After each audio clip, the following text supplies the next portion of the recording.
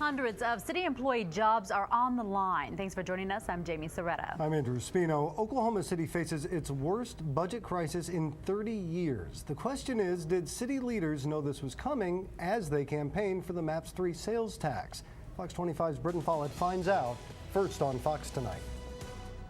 A month and a half after voters dedicated $777 million to a new convention center, downtown park, senior aquatic centers, and bike trails, the city announces it has to make $26 million in cuts.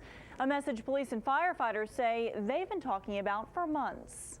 A yes vote for MAPS puts more police and firefighters on the street. But the mayor's own budget director says that may be changing. And they've been getting progressively worse. Now, we actually saw our worst month in December. To make up for 11 months of declining sales tax revenues, Budget Director Craig Freeman asked every city department to cut 12% from its budget. But because personnel costs are the largest portion of our budget, it's going to affect manpower. It's going to affect staffing. Freeman says the 11.5% decline is the worst the city has seen in 30 years.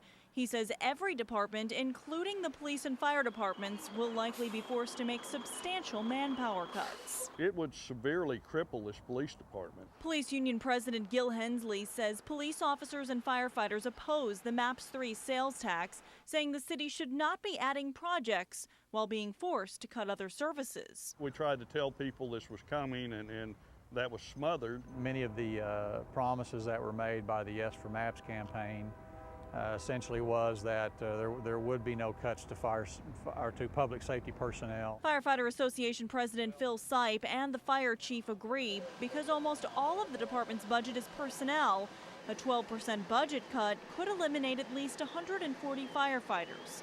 Union leaders say the city sent a much different message during the Yes for MAPS campaign. Well, could they have released that information prior to the vote for MAPS 3? The answer to that question is yes. Budget Director Freeman says he's been talking about the city's financial problems for a year now, and City Council was well aware of the revenue shortfalls. That information has been presented consistently every month, and we continue to update the council as it's gotten progressively worse. The mayor and all but one city council member voiced support for MAPS 3 anyway.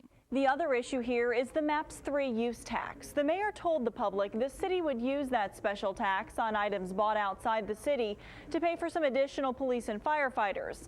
Now facing the extreme budget shortfalls, some city council members say it's unfair to dedicate that money to public safety alone. Back to you. I'm Britton Follett. Thank you. Mayor Cornett says he stands behind the MAPS 3 decision. He says the MAPS projects will boost tourism, thereby generating more sales tax in the long run. As for laying off police officers, Police Chief Bill Citty says he will not talk about his proposed budget cuts before he presents them to City Council. The budget workshop begins next Tuesday. If you want to learn more about where your tax money goes in Oklahoma City, go to Britton's blog. It's at okcfox.com/Britton's blog.